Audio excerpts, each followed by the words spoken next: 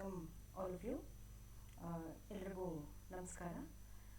Today in this session we are going to look into the important provisions of SEBI with regard to company affairs.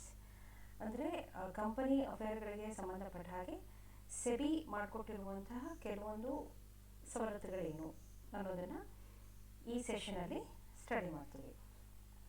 SEBI ಅಂದರೆ ಏನು ಅಂತಾದರೆ SEBI is Securities and Exchange Board of India. Okay, Securities and Exchange Board of India. ಈ SEBI ಸ್ಥಾಪನೆ ಆಗಿದ್ದು 1988. It was established in 1988 on 12th April and it got the statutory power in 1992 under SEBI Act. SEBI ಕಾಯ್ದೆ ಅಡಿಯಲ್ಲಿ 1992ರಿಂದ ಇದಕ್ಕೆ ಒಂದು ಶಾಸನಾತ್ಮಕವಾದ ಶಕ್ತಿಯನ್ನು ಕೊಡಲಾಯಿತು. ಅಲ್ಲಿವರೆಗೂ ಇದು SEBI actually it was A regulator of securities and commodity market in India. ಭಾರತದಲ್ಲಿ ಇರುವಂತಹ ಸಾಲಪತ್ರಗಳು ಮತ್ತು ಕಮಾಡಿಟಿ ಸರಕುಗಳ ಮಾರುಕಟ್ಟೆ ಏನಿದೆ ಇದನ್ನು ನಿಯಂತ್ರಣ ಮಾಡೋದಕ್ಕೆ ಅಂತ ಹೇಳಿ ಸೆಬಿಯನ್ನು ಶುರು ಮಾಡಿತ್ತು. ಅದರ ಉದ್ದೇಶ ಅದೇ ಇತ್ತು. ಮುಖ್ಯ ಉದ್ದೇಶ ಸೆಬಿದು ಅಂತಂದರೆ to bring in transparency in Indian investment market. ಅಂದರೆ ಭಾರತದ ಹೂಡಿಕೆ ಮಾರುಕಟ್ಟೆ ಏನಿದೆ, ಹೂಡಿಕೆದಾರರು ಏನಿದ್ದಾರೆ ಅಲ್ಲಿ ಪಾರದರ್ಶಕತೆಯನ್ನು ತರೋದು ಮುಖ್ಯವಾದ ಉದ್ದೇಶ. ಆಮೇಲೆ it was also interested with the task to regulate the functioning of Indian commodity market. ಅಂದರೆ ಭಾರತದ ಸರಕು ಮಾರುಕಟ್ಟೆಯ ಕಾರ್ಯಾಚರಣೆಯನ್ನು ನಿಯಂತ್ರಣ ಮಾಡುವಂತಹ ಅಧಿಕಾರವನ್ನು ಸಹ ಕೇಂದ್ರ ಸರ್ಕಾರ, ಭಾರತ ಸರ್ಕಾರ ಸೆಬಿಗೆ ಕೊಟ್ಟಿತ್ತು. Then what is the important role that SEBI plays ಅಂತ ನೋಡಿದ್ರೆ it plays an important role in regulating all the players in the Indian capital market. ಅಂದರೆ ಭಾರತದ ಬಂಡವಾಳ ಮಾರುಕಟ್ಟೆಯಲ್ಲಿ ಒಳಗೊಂಡಿರುವಂತಹ ಪ್ರತಿಯೊಬ್ಬರನ್ನು ಕೂಡ ನಿಯಂತ್ರಣ ಮಾಡುವಂತಹ ಕೆಲಸವನ್ನು ಸೆಬಿ ನಿರ್ವಹಣೆ ಮಾಡುತ್ತೆ. ಆ್ಯಂಡ್ ಇಟ್ ಆಲ್ಸೋ ಬರೀ ಅವ್ರನ್ನ ಕಂಟ್ರೋಲ್ ಮಾಡೋದು ಮಾತ್ರ ಅಲ್ಲ ಅಥವಾ ಅವ್ರನ್ನ ನಿಯಂತ್ರಣ ಮಾಡೋದು ಮಾತ್ರ ಸೆಬಿಯ ಕೆಲಸವಲ್ಲ. SEBI also tries to attempt it tries to make an attempt to protect the interest of investors especially in developing capital market. ಅಂದರೆ ಇನ್ನು ಅಭಿವೃದ್ಧಿಶೀಲ ಬಂಡವಾಳ ಮಾರುಕಟ್ಟೆ ಏನಿದೆ ಇಲ್ಲಿ ಬಂಡವಾಳದಾರರ ಆಸಕ್ತಿಯನ್ನು ಅಥವಾ ಅವರ ಉದ್ದೇಶಗಳನ್ನು ನೆರವೇರಿಸೋದು, ಅವ್ರಿಗೆ ಏನು ನಷ್ಟ ಆಗದೆ ಇರೋ ಹಾಗೆ ಅವರ ಹಿತಾಸಕ್ತಿಯನ್ನು ಕಾಪಾಡೋದು ಸೆಬಿಯ ಕೆಲಸ. Of course by enforcing rules and regulations. ಇದೆಲ್ಲ ಮಾಡಬೇಕು ಅಂದರೆ ನೀತಿ ನಿಯಮಗಳನ್ನು ಪಾಲಿಸಲೇಬೇಕು, ನಿಬಂಧನೆಗಳನ್ನು ಪಾಲಿಸಲೇಬೇಕು. So through enforcing rules and regulations it tries to control the players who are involved in Indian commodity market. Now let us see what are the important provisions of SEBI with regard to company affairs. Company ವ್ಯವಹಾರಗಳಿಗೆ ಸಂಬಂಧಿಸಿದಂತೆ ಭಾರತದ ಷೇರುಪೇಟೆ ನಿಯಂತ್ರಣ ಮಂಡಳಿಯ ಪ್ರಮುಖ ನಿಬಂಧನೆಗಳೇನು ನೋಡಿ. ಭಾರತದ ಷೇರುಪೇಟೆ ನಿಯಂತ್ರಣ ಮಂಡಳಿ ಅಂತಲೇ ಕರಿತೀವಿ. ನಿಯಂತ್ರಣ ಮಂಡಳಿ ಅಂದ್ರೇ ಇದು ಒಂದು ರೀತಿ ನಿಯಂತ್ರಣ ಮಾಡುವಂತಹ ಕೆಲಸವನ್ನು ಇದು ತಗೊಂಡಿದೆ ಅಂತ. ಒಂದು ಬೈಯಿಂಗ್ ಬ್ಯಾಕ್ ಅಂತಂದರೆ ಹಿಂದಕ್ಕೆ ಖರೀದಿಸುವುದು ಅಥವಾ ಮರು ಖರೀದಿಸುವುದು. ಏನನ್ನ ಕಂಪನಿಗಳು ಸಪೋಸ್ ಅವರ ಶೇರನ್ನು ಯಾವುದೋ ಒಂದು ಟೈಮಲ್ಲಿ ಮಾರ್ಕೆಟಲ್ಲಿ ಮಾರಿದೆ ಅಂತ ಇಟ್ಕೊಳ್ಳಿ, ಬಂಡವಾಳ ಮಾರುಕಟ್ಟೆಯಲ್ಲಿ. ಅಕಸ್ಮಾತ್ ಕಂಪನಿಗೆ ಮುಂದೆ ಅದನ್ನು ವಾಪಸ್ ತಗೋಬೇಕು ಅಂತಂದರೆ ಕಂಪನಿಗಳು ಅದನ್ನು ವಾಪಸ್ ತಗೋಬಹುದು, ವಾಪಸ್ ಅದನ್ನು ಖರೀದಿ ಮಾಡ್ಬೋದು, ಮರು ಖರೀದಿಯನ್ನು ಮಾಡೋದಕ್ಕೆ ಅವಕಾಶ ಇದೆ. ಆದರೆ ಖರೀದಿ ಮಾಡಬೇಕು ಅಂತಂದರೆ ಈ ಖರೀದಿ ಕೇವಲ 25% ಮಿತಿಯನ್ನು ಹೊಂದಿರಬೇಕು ಅಂತ. 25%ಗಿಂತ ಹೆಚ್ಚು ಮರು ಖರೀದಿಯನ್ನು ಮಾಡೋದಕ್ಕೆ ಇಲ್ಲಿ ಅವಕಾಶ ಇಲ್ಲ. ಸೊ ಖರೀದಿ ಮಾಡುವಾಗ ಒಂದು ಮಿತಿ ಇರುತ್ತೆ, ದಟ್ ಇಸ್ 25%. ಅಷ್ಟನ್ನು ಮಾತ್ರ ಏನು ಮಾರಾಟ ಮಾಡಿದೋ ಅದರಲ್ಲಿ ಕೇವಲ 25% ಮಾತ್ರ ಪಾವತಿಯಾದ ಬಂಡವಾಳ ಶೇಕಡ 25% ಮೀರ್ದೇನೆ ಅವರು ಮರು ಖರೀದಿಯನ್ನು ಮಾಡಬಹುದು ಅಂತ. ಎರಡನೇದು ಗ್ಲೋಬಲೈಸೇಷನ್, ಜಾಗತೀಕರಣ. ಭಾರತೀಯ ಕಂಪನಿಗಳಿಂದ ಭಾರತೀಯ ಷೇರುಪತ್ರಗಳು ಕೂಡ ಜಾಗತೀಕರಣ ಆಗೋಗಿದೆ, ಅದು ಕೂಡ ಜಾಗತೀಕರಣ ಆಗಿದೆ. ಸೊ ಇಲ್ಲಿ ಜಾಗತಿಕ ಠೇವಣಿ ಪತ್ರಗಳು ಠೇವಣಿ ಪತ್ರಗಳು ಅಂದರೆ ಗ್ಲೋಬಲ್ ಡೆಪಾಸಿಟರಿ ರೆಸಿಪ್ಟ್ಸನ್ನು ನೋಡ್ತೀವಿ, ಅಮೇರಿಕನ್ ಡೆಪಾಸಿಟರಿ ರೆಸಿಪ್ಟ್ಸನ್ನು ನೋಡ್ತೀವಿ, ಆಮೇಲೆ ಫಾರಿನ್ ಕರೆನ್ಸಿ ಕನ್ವರ್ಟಬಲ್ ಬಾಂಡ್ಸನ್ನು ನೋಡ್ತೀವಿ. That is because it is globalised today. Since it is globalised, we see all type of depository receipts in Indian capital market. ಅಲ್ಲಿಂದ ತೊಗೊಂಬಂದು ಇಲ್ಲಿ ಮಾರಾಟ ಮಾಡ್ತಾರೆ, ಇಲ್ಲಿಂದ ತೊಗೊಂಬಂದು ಅಲ್ಲಿ ಮಾರಾಟ ಮಾಡ್ತಾರೆ. ಸೊ ಹಾಗಾಗಿ ಸುಲಭವಾಗಿ ಎಲ್ಲ ದೇಶದ ಕಮಾಡಿಟಿ ಮಾರ್ಕೆಟಲ್ಲಿ ಇರುವಂತಹ ರೆಸಿಪ್ಟ್ಸು, ಡೆಪಾಸಿಟರಿ ರೆಸಿಪ್ಟ್ಸು ಎಲ್ಲವೂ ಕೂಡ ಎಲ್ಲ ದೇಶದಲ್ಲೂ ಸಿಗೋ ರೀತಿ ಆಗಿದೆ. It is available all over the world. Guidelines and regulatory measures, ಮಾರ್ಗಸೂಚಿಗಳು ಮತ್ತು ನಿಯಂತ್ರಣ ಕ್ರಮಗಳು. ಇಲ್ಲಿ ಮಾರ್ಗಸೂಚಿ ಮತ್ತು ನಿಯಂತ್ರಣ ಕ್ರಮಗಳಿಗೆ ಸಂಬಂಧಪಟ್ಟ ಹಾಗೆ ಇಲ್ಲಿ ಶೇರ್ ಮಾರ್ಕೆಟಲ್ಲಿ ಏನು ಹೇಳ್ತಾರೆ ಅಂತಂದರೆ, ಬಂಡವಾಳ ಪತ್ರವನ್ನು ಹೊರಡಿಸೋ ಕಂಪನಿಗಳು ತಮ್ಮ ಪರಿಯೋಜನೆಗಳಲ್ಲಿರುವಂತಹ ಎಲ್ಲ ಅಂಶಗಳನ್ನು ಮತ್ತು ಗಂಡಾಂತರದ ನಿರ್ದಿಷ್ಟ ವಿಚಾರಗಳನ್ನು ಬಹಿರಂಗಪಡಿಸಬೇಕು ಅಂತ ಹೇಳ್ತಾರೆ. ಸಾರ್ವಜನಿಕರು ಕೊಂಡ್ಕೊಳ್ಳೋದಕ್ಕೆ ಮುಂಚೆ ಈ ಕಂಪನಿಯ ಪತ್ರಗಳನ್ನು ಕೊಂಡ್ಕೊಳ್ಳೋದಕ್ಕೆ ಮುಂಚೆ, ಷೇರು ಪತ್ರಗಳನ್ನು ಕೊಂಡ್ಕೊಳ್ಳೋದಕ್ಕೆ ಮುಂಚೆ ಅವ್ರಿಗೆ ಆ ಕಂಪನಿಯ ಹಣಕಾಸಿನ ಸದೃಢತೆ ಬಗ್ಗೆ, ಆ ಕಂಪನಿಯಲ್ಲಿ ನಡೀತಾ ಇರುವಂತಹ ವ್ಯವಹಾರಗಳ ಕುರಿತು ಎಲ್ಲವನ್ನ ಕೂಡ ಎಲ್ಲ ಮಾಹಿತಿ ಅವ್ರಿಗೆ ಗೊತ್ತಿರಬೇಕು ಅಂತಂದರೆ ಏನೇನು ರಿಸ್ಕ್ ಫ್ಯಾಕ್ಟರ್ಸ್ ಇದೆ ಅನ್ನೋದು ಅವ್ರಿಗೆ ಗೊತ್ತಿರಬೇಕು ಅಂತ ಈ ದೃಷ್ಟಿಯಿಂದ ಜಾಹೀರಾತಿನ ಒಂದು ಸಂಹಿತೆಯನ್ನು ತಂದಿದ್ದಾರೆ. ಅಂದರೆ ಕೋಡ್ ಆಫ್ ಅಡ್ವರ್ಟೈಸ್ಮೆಂಟನ್ನು ತಂದಿದ್ದಾರೆ for implementing this guidelines and regulatory measures. It says that the guidelines and regulatory measures says that the company should be transparent enough to give all the information to all the shareholders or the people who are coming forward to buy the shares of that particular company. So the company should not withhold any of the information or hide any of the information to the shareholders who are going to buy the company. If there are any risk factors, even that has to be brought to the notice of the buyers. That is the main rules of this SEBI. And what it says is, it has implemented a code of advertisement. On the code of advertisement ಪರಿಚಯ ಮಾಡಿದೆ, it is introduced. Under that, the guidelines and regulatory measures have to be maintained. Then determination of par value of shares. ಷೇರುಗಳ ಸಮಮೌಲ್ಯದ ನಿಗದಿ ಅಂತಂದರೆ, for example, if I have 1000 rupees, ನನ್ನ ಹತ್ರ 1000 ರೂಪಾಯಿ ಇದೆ, ನಾನು ಶೇರ್ಗಳನ್ನ ತೊಗೋಬೇಕು ಅಂತ ಹೋದರೆ, ನಿಮಗೆ ಯಾವುದೋ ಒಂದು ಕಂಪನಿಲಿ ಆಯಿತು ಬಾ ನಾನು ಹಿಂಗೆ 10 ಶೇರ್ ಕೊಡ್ತೀನಿ ಅಂತಂದರೆ, ಒಂದು ಶೇರ್ನ ಬೆಲೆ ಎಷ್ಟು? 100 ರೂಪಾಯ, 50 ರೂಪಾಯ, 10 ರೂಪಾಯ, ಏನು ಬೆಲೆಯಲ್ಲಿ ನಿಮ್ಮ ಶೇರ್ಗಳನ್ನು ಮಾರ್ತಾ ಇದ್ದೀರಾ ಅಂಥೇಳಿ ಅದರ ಸಮಮೌಲ್ಯ ಏನಿದೆ ಅದನ್ನು ನಿಗದಿಪಡಿಸಿರಬೇಕು. ನೀವು ಬೆಲೆ ಹೇಳ್ತೀರಾ, ಅದಕ್ಕೆ ಒಂದು ಪಾರ್ ವ್ಯಾಲ್ಯೂ, ಒಂದು ಸಮ ಮೌಲ್ಯವನ್ನು ನಿಗದಿಪಡಿಸ್ತೀರಾ. ಒಂದು ಶೇರ್ ಪತ್ರ ಅಂದರೆ ನಿನ್ನ ಹತ್ರ 100 ರೂಪಾಯಿ ಇದೆ ಅಂತ ಅರ್ಥ ಅನ್ನೋದನ್ನು ನಿಗದಿಪಡಿಸ್ತೀರಾ. ಶೇರು ಪತ್ರಗಳನ್ನು ಮಾರಾಟ ಮಾಡೋ ಹಾಗಿಲ್ಲ. Whenever you are selling the shares in the share market, in the capital market, you need to determine the par value of the share. You need to tell them what is the par value, what is the value of one share. That has to be told to the person who is buying the shares. Then ಸಾಲ ಪತ್ರಗಳನ್ನು ಹೊರಡಿಸುವಿಕೆಯ ವೆಚ್ಚದ ನಿಯಂತ್ರಣ, control of cost of issue. ಇಲ್ಲಿ ಸಾಲ ಪತ್ರಗಳನ್ನು ಹೊರಡಿಸೋದಕ್ಕೆ ವೆಚ್ಚವನ್ನು ಆದಷ್ಟು ಕಡಿಮೆ ಇಟ್ಕೋಬೇಕು ಅಂತ. ಅಂದರೆ ನೀವು ಮಾರಾಟ ಮಾಡ್ತಿದ್ದೀರಾ ನಿಮ್ಮ ಶೇರ್ಸನ್ನು, you are selling the shares in the share market, don't spend money unnecessarily because it is again shareholders money. ಅವ್ರು ಏನು ಖರ್ಚು ಮಾಡ್ತಿದ್ದಾರೋ ಇದು ಶೇರ್ ಹೋಲ್ಡರ್ಗಳ ಹಣ. ಈ ಶೇರ್ ಹೋಲ್ಡರ್ಗಳ ಹಣವನ್ನು ನೀವು ಇಷ್ಟ ಬಂದಾಗೆ ಖರ್ಚು ಮಾಡ್ಬೋದು. ನೀವು ಖರ್ಚು ಮಾಡುವಾಗ, ನೀವು ಅದನ್ನು ಮಾರಾಟ ಮಾಡುವಾಗ ಕಂಟ್ರೋಲ್ ಇಟ್ಕೊಳ್ಳಿ.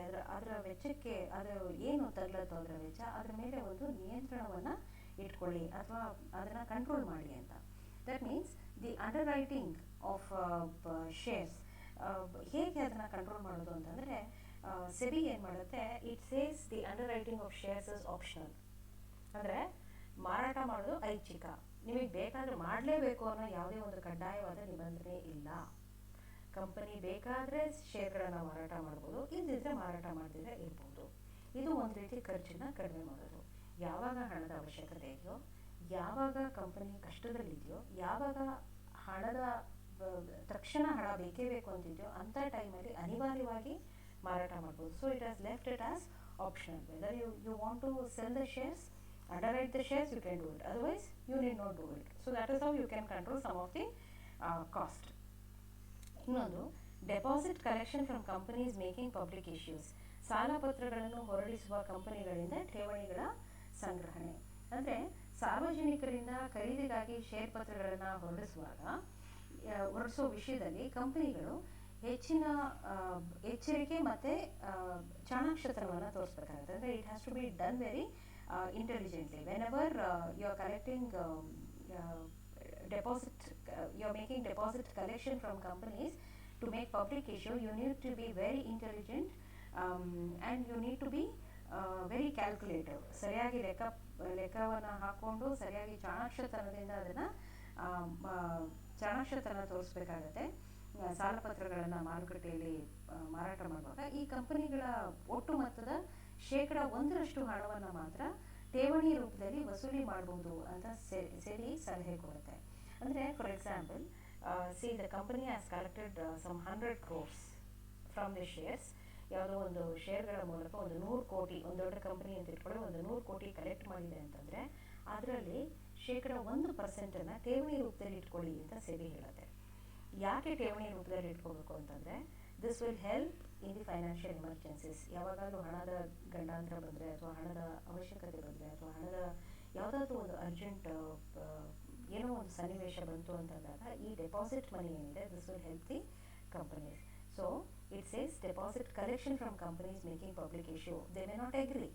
ಶೇರ್ ಹೋಲ್ಡರ್ಸ್ ಮೇ ಸೇ ನಾವು ಡೆಪಾಸಿಟ್ ಇಡೋಲ್ಲ, ನಮಗೆ ಬೇಕಿಲ್ಲ ಡೆಪಾಸಿಟ್ ಅಂತ ಹೇಳ್ಬೋದು. So it is on the intelligence, it is on the convincing capacity of the company, how well he will convince the shareholder to keep 1% of his money as deposit. That depends on the intelligence of that particular management. ಎಷ್ಟು ಚಾಣಾಕ್ಷತನದಿಂದ ಅವರು ಈ ಠೇವಣಿಯನ್ನು ಇಡಿಸ್ತಾರೆ ಅನ್ನೋದು ಆ company ಬುದ್ಧಿವಂತಿಕೆಗೆ ಬಿಟ್ಟಿದ್ದು. So ಹಾಗಾಗಿ SEBI ಅವರಿಗೆ ಸಲಹೆಯನ್ನು ಕೊಡುತ್ತೆ, ನಿಮಗೆ ಹಣದ ಅವಶ್ಯಕತೆ ಇದ್ದಾಗ ಬೇಕಾಗುತ್ತೆ, ಸೊ 1% ಹಣವನ್ನು ನೀವು ಡೆಪಾಸಿಟ್ ರೂಪದಲ್ಲಿ ಇಟ್ಕೊಳ್ಳಿ ಅನ್ನೋದನ್ನು ಹೇಳುತ್ತೆ. ದೆನ್ ಸೇಫ್ಟಿ ಮೆಷರ್ಸ್, ಸುರಕ್ಷತಾ ಕ್ರಮಗಳು. ಅಂದರೆ ಹೂಡಿಕೆದಾರರ ಹಿತರಕ್ಷಣೆಗೋಸ್ಕರ ಭಾರತದ ಷೇರು ಪತ್ರ ನಿಯಂತ್ರಣ ಮಂಡಳಿ ಅನೇಕ ಸುರಕ್ಷತಾ ಕ್ರಮಗಳನ್ನು ತಗೊಂಡಿದೆ. ಕಂಪನಿಗಳು ಷೇರು ಪತ್ರ ಅಥವಾ ಸಾಲಪತ್ರ ಧಾರಕನ ಬ್ಯಾಂಕ್ ಖಾತೆ ಸಂಖ್ಯೆಯನ್ನು ತಿಳಿಸಿ ಅಂತ ಕೇಳ್ಬೋದು. ಅಂದರೆ ನಿಮ್ಮ ಬ್ಯಾಂಕ್ ಅಕೌಂಟ್ ನಂಬರ್ ಏನು ಅಂತ ಕೇಳ್ಬೋದು. ಮತ್ತು ಯಾಕೆ ಅವರ ಬ್ಯಾಂಕ್ ಅಕೌಂಟ್ ಬೇಕು ಅಂತಂದರೆ ಅಕಸ್ಮಾತ್ ಡಿಬೆಂಚರ್ಗಳನ್ನು, ಅಂದರೆ ಇವಾಗ ಡಿವಿಡೆಂಡ್ಸ್ ಏನಾದರೂ ಕೊಡಬೇಕು ಅಂತಂದಾಗ, ಈಗ ಶೇರಿಂದ ಬಂದಂಥ ಲಾಭವನ್ನು ಕೊಡಬೇಕು ಅಂತಂದಾಗ ಅವನಿಗೆ ಕೊಡ್ದಿರ ನೇರವಾಗಿ ಅವನ ಬ್ಯಾಂಕ್ ಅಕೌಂಟಿಗೆ ಆ ಹಣವನ್ನು ಜಮಾ ಮಾಡ್ಬೋದು. This is direct benefit transfer ಥರ. Whatever the amount that has to be given as the profit dividend, that can be transferred directly to his account. ಇದು ಕೂಡ ಒಂದು ಸೇಫ್ಟಿ ಆಗುತ್ತೆ. ಆಮೇಲೆ ಇದ್ರ ಜೊತೆ the SEBI has introduced investor protection fund, ಹೂಡಿಕೆದಾರರ ರಕ್ಷಣಾ ನಿಧಿಯನ್ನು ಸೆಬಿ ಶುರು ಮಾಡಿದೆ. ಹೂಡಿಕೆದಾರರ ರಕ್ಷಣಾ ನಿಧಿ, ಇನ್ವೆಸ್ಟರ್ ಸೇಫ್ಟಿ ಫಂಡು. ಆಮೇಲೆ ವ್ಯಾಪಾರ ಖಾತರಿ ನಿಧಿ, ಟ್ರೇಡ್ ಗ್ಯಾರಂಟಿ ಫಂಡ್, ಇದನ್ನು ಕೂಡ ಸ್ಥಾಪನೆ ಮಾಡಿದೆ. ಇಲ್ಲಿ ಬಂಡವಾಳ ಪತ್ರ ವಿನಿಮಯ ಮಾರುಕಟ್ಟೆಗಳಿಗೆ ಅದು ಮಾರ್ಗದರ್ಶನವನ್ನು ಕೊಡ್ತಾ ಹೋಗುತ್ತೆ. ಜೊತೆಗೆ ವ್ಯವಹಾರಗಳು ಸುಲಭವಾಗಿ ಕ್ಲಿಯರಿಂಗ್ ಹೌಸ್ ಪ್ರೊಟೆಕ್ಷನ್, ಅಂದರೆ ಇಲ್ಲಿ ಕ್ಲಿಯರಿಂಗ್ ಕಾರ್ಪೊರೇಷನನ್ನು ಮಾಡಿದ್ದಾರೆ. ಸೊ ಇಲ್ಲಿ ಎಲ್ಲ ವ್ಯವಹಾರಗಳು ಕೂಡ ಒಂಥರ ಸುಗಮವಾಗಿ ನಡಿಬೇಕು. ತೀರುವಳಿಗಳು, ಕ್ಲಿಯರಿಂಗ್ ಹೌಸಸ್ ಏನಿದೆ, ಹಳೆಯದು ಲೆಕ್ಕಪತ್ರಗಳು ಏನೇನಿದೆಯೋ ಎಲ್ಲವನ್ನು ಕೂಡ ಆದಷ್ಟು ಕೂಡ ಕ್ಲಾರಿಟಿ ಇರಬೇಕು ಅಂಥೇಳಿ ಒಂದು ಸೇಫ್ಟಿ ಮೆಷರನ್ನು ಇನ್ವೆಸ್ಟರ್ಸ್ಗೆ ಕೊಡುವಂಥದ್ದು. ಆಮೇಲೆ ಈ ದಲ್ಲಾಳಿ ಯಾರಿರ್ತಾರೆ, ಅಂದರೆ the stock brokers, whoever is there, ಇವರು 21 ದಿನದೊಳಗೆ ಹೂಡಿಕೆದಾರರಿಗೆ ಹಣವನ್ನು ಪಾವತಿ ಮಾಡಬೇಕು ಅಂಥೇಳಿ ಕಡ್ಡಾಯ ಮಾಡುತ್ತೆ. Say for example, the dividend is paid, but this agent may not pay the money. So the SEBI says it gives only 21 days of time. ಈ 21 ದಿನದೊಳಗೆ ಆ ಹಣವನ್ನು ನೀವು ಮರುಪಾವತಿ ಮಾಡಬೇಕು ಅಂಥೇಳಿ ಈ ಎಲ್ಲ ಕ್ರಮಗಳನ್ನು ಸೆಬಿ ರಕ್ಷಣಾ ಇವ್ರಿಗೆ ರಕ್ಷಣೆ ಕೊಡೋದಕ್ಕೋಸ್ಕರ, ಅಂದರೆ ಯಾರು ಷೇರುದಾರರು ಇರ್ತಾರೋ ಅವ್ರಿಗೆ ರಕ್ಷಣೆ ಕೊಡೋದಕ್ಕೋಸ್ಕರ ಇಂಪ್ಲಿಮೆಂಟ್ ಮಾಡಿರುವಂಥದ್ದು. ಒಂದು ಇನ್ವೆಸ್ಟರ್ ಸೆಕ್ಯೂರಿಟಿ ಫಂಡ್ ಇರ್ಬೋದು, ಅಥವಾ ಟ್ರೇಡ್ ಗ್ಯಾರಂಟಿ ಫಂಡ್ ಇರ್ಬೋದು, ಅಥವಾ ಕ್ಲಿಯರಿಂಗ್ ಕಾರ್ಪೊರೇಷನ್ ಇರ್ಬೋದು. Everything is established or introduced to see the safety of the shareholders. What are the main amendments ಅಂತ ನೋಡಿದ್ರೆ, ಏನೆಲ್ಲ ತಿದ್ದುಪಡಿಗಳು, ಪ್ರಮುಖ ತಿದ್ದುಪಡಿಗಳಾಗಿದೆ ಇಲ್ಲಿ ಅಂತ ನೋಡಿದ್ರೆ, the tribunals were removed in 1976. ಮೊದಲೆಲ್ಲ ಟ್ರಿಬ್ಯುನಲ್ಸ್ ಇತ್ತು. If you have any issues, legal issues regarding the company, you could go appeal. But that has been removed by the ಆ ಟ್ರಿಬ್ಯುನಲ್ ಏನಿತ್ತು, ಒಂದು ನ್ಯಾಯಾಧೀಕರಣ ಏನಿತ್ತು, ಇದನ್ನು ರದ್ದುಪಡಿಸಿದ್ದಾರೆ. ಈಗ you cannot go appeal. And then company amendment bill. Company amendment ಬಿಲ್ಲಲ್ಲಿ company ತಿದ್ದುಪಡಿ ಮಸೂದೆ, ಇದು ಪದೇ ಪದೇ ಕಾಲಕ್ಕೆ ತಕ್ಕ ಹಾಗೆ, ಸಿಚುವೇಶನ್ಗೆ ತಕ್ಕ ಹಾಗೆ, ದೇಶದ ಪರಿಸ್ಥಿತಿಗೆ ತಕ್ಕ ಹಾಗೆ ಕೆಲವೊಂದು ತಿದ್ದುಪಡಿಗಳನ್ನು ಮಾಡ್ಕೊಳ್ಳೋದಕ್ಕೆ ಅವಕಾಶವನ್ನು ಕಲ್ಪಿಸ್ಕೊಡುತ್ತೆ. So this are the company amendment bill. And it tries to keep changing the rules and regulations as per the situation, however the situation demands. And then maintaining of accounts of company was made compulsory. ಅಂದರೆ ಎಲ್ಲ ಕಂಪನಿಗಳು ತಪ್ಪದೆ ಲೆಕ್ಕ ಪರಿಶೋಧನೆಯನ್ನು ಅನುಸರಿಸಬೇಕು ಅಂತ. ಎಲ್ಲರೂ ಕೂಡ ಅಕೌಂಟ್ಸನ್ನು maintain ಮಾಡಬೇಕು. ಎಲ್ಲರೂ ಕೂಡ ಕಂಪನಿ ಅಕೌಂಟ್ ಏನಿದೆ ಅದನ್ನು ಸರಿಯಾದ ರೀತಿಯಲ್ಲಿ ಚಾರ್ಟರ್ಡ್ ಅಕೌಂಟೆಂಟ್ ಹತ್ರ, ಅಂದರೆ ಗೌರ್ಮೆಂಟೇ ಹೇಳಿರುವಂತಹ ಕೆಲವೊಂದು ಚಾರ್ಟರ್ಡ್ ಅಕೌಂಟೆಂಟ್ಸ್ ಮೂಲಕನೇ ಈ ಲೆಕ್ಕ ಪರಿಶೋಧನೆಯನ್ನು ಮಾಡಿಸ್ಬೇಕು. ಆವಾಗ ಮಾತ್ರ ಟ್ರಾನ್ಸ್ಪರೆನ್ಸಿ ಇರುತ್ತೆ, ಆವಾಗ ಮಾತ್ರ ಮೋಸ ಆಗಲ್ಲ ಅಂತ. So it has to maintain accounts of the company and this is made compulsory. ಕಡ್ಡಾಯವಾಗಿ ಕಂಪನಿಗಳು ತಮ್ಮ ಲೆಕ್ಕಪತ್ರವನ್ನು, ಲೆಕ್ಕ ಪರಿಶೋಧನೆಯನ್ನು, ಆಡಿಟಿಂಗನ್ನು ಪ್ರತಿ ವರ್ಷ ಮಾಡಿಸಲೇಬೇಕು ಅಂತ ಹೇಳಿ ಕಂಪಲ್ಸರಿ ಮಾಡಿದೆ. And then they have to follow the same financial year. ಏಕರೂಪದ ಎಲ್ಲ ಹಣಕಾಸು ಸಂಸ್ಥೆಗಳು ಅಥವಾ ಎಲ್ಲ ಕಮಾಡಿಟಿ ಮಾರ್ಕೆಟ್ಸ್ಗೆ ಬರುವಂತಹ ಎಲ್ಲ ಕಂಪನಿಗಳು, ಸೆಬಿ ಅಡಿಯಲ್ಲಿ ಬರುವಂತಹ ಎಲ್ಲ ಈ ಬಂಡವಾಳ ಮಾರುಕಟ್ಟೆಯಲ್ಲಿ ಬರುವಂತಹ ಎಲ್ಲರೂ ಸಹ ಒಂದೇ ಫೈನಾನ್ಷಿಯಲ್ ಇಯರನ್ನು ಫಾಲೋ ಮಾಡಬೇಕು. ಅಂದರೆ ಏಕರೂಪದ ಹಣಕಾಸು ವರ್ಷವನ್ನು ಪಾಲಿಸಬೇಕು. ಯೂಶಲಾಗಿ ಇದನ್ನು ಸರ್ಕಾರನೇ ಹೇಳಿಬಿಡುತ್ತೆ, ನಿಗದಿಪಡಿಸುತ್ತೆ. ಈ ಮಾರ್ಚಿಂದ ಹಿಡಿದು ನೆಕ್ಸ್ಟ್ ಫೆಬ್ರವರಿ 28ರವರೆಗೂ, ಅಥವಾ ಈ ಫೆಬ್ರವರಿಯಿಂದ ಹಿಡಿದು ನೆಕ್ಸ್ಟು ಜಾನ್ವರಿ ಎಂಡ್ವರೆಗೂ, ಈ ಥರ ಒಂದು ಫೈನಾನ್ಷಿಯಲ್ ಇಯರ್, ಏನೇ ಸರ್ಕಾರ ತನ್ನ ಅನುಕೂಲಕ್ಕೆ ತಕ್ಕ ಹಾಗೆ ಒಂದು ಫೈನಾನ್ಷಿಯಲ್ ಇಯರನ್ನು ಹೇಳುತ್ತೆ, ಅದೇ ಫೈನಾನ್ಷಿಯಲ್ ಇಯರನ್ನು, ಅದೇ ಹಣಕಾಸು ವರ್ಷ ಅಂಥೇಳಿ ಪ್ರತಿಯೊಂದು ಕಂಪನಿ ಕೂಡ ಕ್ಯಾಪಿಟಲ್ ಬಂಡವಾಳ ಮಾರುಕಟ್ಟೆ ಅಡಿಯಲ್ಲಿ ಬರುವಂತಹ ಅಥವಾ ಅದರ ವ್ಯಾಪ್ತಿಯಲ್ಲಿ ಕೆಲಸ ಮಾಡುವಂತಹ ಪ್ರತಿಯೊಂದು ಕಂಪನಿಗಳು ಕೂಡ ಸೇಮ್ ಫೈನಾನ್ಷಿಯಲ್ ಇಯರನ್ನು ಫಾಲೋ ಮಾಡಬೇಕಾಗತ್ತೆ. And then sole proprietorship companies should be organized either as commercial or non-commercial companies. ಅಂದರೆ ಏಕವ್ಯಕ್ತಿ ಕಂಪನಿಯನ್ನು ವಾಣಿಜ್ಯ ಅಥವಾ ವಾಣಿಜ್ಯವಲ್ಲದ ಉದ್ಯಮಗಳನ್ನಾಗಿ ಸಂಘಟಿಸ್ಬೋದು. ಅದು ಕಮರ್ಷಿಯಲ್ಲೇ ಆಗಬೇಕು ಅಂತಲ್ಲ, ಅವ್ರು ಬೇಕಿದ್ರೆ ನಾನ್ ಕಮರ್ಷಿಯಲ್ ಕಂಪನೀಸ್ ಅಂತ ಕೂಡ ತಮ್ಮನ್ನು ತಾವು ಕರ್ಕೋಬೋದು, ಅದೇ ರೀತಿ ಕಾರ್ಯವನ್ನು ಕೂಡ ನಿರ್ವಹಿಸ್ಬೋದು. ಆಮೇಲೆ the company which has the paid up capital, ಅಂದರೆ ಪಾವತಿ ಬಂಡವಾಳ ಕೇವಲ 5 ಕೋಟಿ ಇರುವಂತಹ ಕಂಪನಿಗಳು, ಅಥವಾ ವರ್ಷದಲ್ಲಿ 20 ಕೋಟಿಗಿಂತ ಹೆಚ್ಚಿಗೆ ವಹಿವಾಟನ್ನು ನಡೆಸದೇ ಇರುವಂತಹ ಕಂಪನಿಗಳು. The companies with less than 5 crores of paid up capital are the companies with less than 20 crores of financial activity in a year. These companies are given few discounts. ಅಂದರೆ ಈ ಕಂಪನಿಗಳು ದೊಡ್ಡದಲ್ಲ, ಸಣ್ಣ ಕಂಪನಿಗಳು, ಇಷ್ಟು ವಹಿವಾಟು ನಡೆಸೋದಕ್ಕೆ ಇವ್ರಿಗೆ ಸಾಮರ್ಥ್ಯ ಇಲ್ಲ. ಹಾಗಾಗಿ ದೊಡ್ಡ ಕಂಪನಿಗಳಿಗೆ ಅನ್ವಯ ಆಗುವಂತಹ ಎಲ್ಲ ರೂಲ್ಸು ರೆಗ್ಯುಲೇಷನನ್ನು ಈ ಕಂಪನಿಗಳಿಗೆ ಸೇರಿಸೋದಿಲ್ಲ. ಈ ಕಂಪನಿಗಳಿಗೆ ಕೆಲವೊಂದು ವಿನಾಯಿತಿಗಳನ್ನು ಕೊಡ್ತಾರೆ. ಒಂದೊಂದು ಸತಿ ಸಬ್ಸಿಡಿಯನ್ನು ಕೊಡೋದು, ಅಥವಾ ಇಂಟ್ರೆಸ್ಟ್ ರೇಟಲ್ಲಿ ಸ್ವಲ್ಪ ಬಿಟ್ಕೊಡೋದು. ಅವರೇನಾದರೂ ಹೊಸದಾಗಿ ಏನಾದರೂ ಸ್ಥಾಪನೆ ಆಗಿದ್ದರೆ 1-2 ವರ್ಷ ಟ್ಯಾಕ್ಸ್ ಎಕ್ಸೆಂಪ್ಷನನ್ನು ಕೊಡುವಂಥದ್ದು, ಅಥವಾ ಟ್ಯಾಕ್ಸಲ್ಲಿ ಕಡಿಮೆ ಅಮೌಂಟನ್ನು ತೊಗೊಳ್ಳೋವಂಥದ್ದು. ಕೆಲವೊಂದು ಸ್ಟ್ರಿಕ್ಟ್ ರೂಲ್ಸು ರೆಗ್ಯುಲೇಷನನ್ನು ಇವ್ರು ಪಾಲಿಸದೇ ಇದ್ದರೂ ಕೂಡ ಅದನ್ನು ಪಾಲಿಸಲೇಬೇಕು ಅಂಥೇಳಿ ಕಂಪಲ್ಸರಿ ಮಾಡದೇ ಇರೋದು. ಈ ರೀತಿ ಕೆಲವು ಕಂಪನಿಗಳಿಗೆ ವಿನಾಯಿತಿಯನ್ನು, ಈ 5 ಕೋಟಿಗಿಂತ ಕಡಿಮೆ ಬಂಡವಾಳ ಇರೋವು ಅಥವಾ 20 ಕೋಟಿಗೆ ವ್ಯವಹಾರ ನಡೆಸದೇ ಇರೋದು, ವರ್ಷದಲ್ಲಿ 20 ಕೋಟಿಗಿಂತ ಹೆಚ್ಚಿಗೆ ವಹಿವಾಟನ್ನು ನಡೆಸದೇ ಇರುವಂಥ ಕಂಪನಿಗಳಿಗೆ ಈ ವಿನಾಯಿತಿಯನ್ನು ಕೊಟ್ಟಿರ್ತಾರೆ SEBI. So these are the main amendments that have taken place. And these amendments, ಇದು ತಿದ್ದುಪಡಿ ಹೇಗೆ ಅಂತಂದರೆ ಕಾಲಕ್ಕೆ ತಕ್ಕಂಗೆ ತಿದ್ದುಪಡಿ ಆಗ್ತಾನೆ ಇರುತ್ತೆ. ಇವಾಗ ನಾವೇ ಪ್ಯಾಂಡಮಿಕ್ ಟೈಮಲ್ಲಿ ನೀವು ನೋಡಿದರೆ ಆರ್ ಬಿ ಐ ಪದೇ ಪದೇ ಪದೇ ಪದೇ ರೂಲ್ಸ್ ರೆಗ್ಯುಲೇಷನ್ಸ್ ಹಾಕ್ತಾನೇ ಇತ್ತು. ನೀವು ಸಾಲ ಕೊಟ್ಟವ್ರಿಗೆ ಸಾಲ ಕಟ್ಟಿಸ್ಕೋಬೇಡಿ, ಅವ್ರಿಗೆ ಎಕ್ಸೆಂಪ್ಷನ್ ಕೊಡಿ, 3 ತಿಂಗಳು ಎಕ್ಸೆಂಪ್ಷನ್ ಕೊಡಿ, ಆಮೇಲೆ 6 ತಿಂಗಳು ಎಕ್ಸೆಂಪ್ಷನ್ ಕೊಡಿ, ಚಕ್ರಬಡ್ಡಿ ತೊಗೋಬೇಡಿ.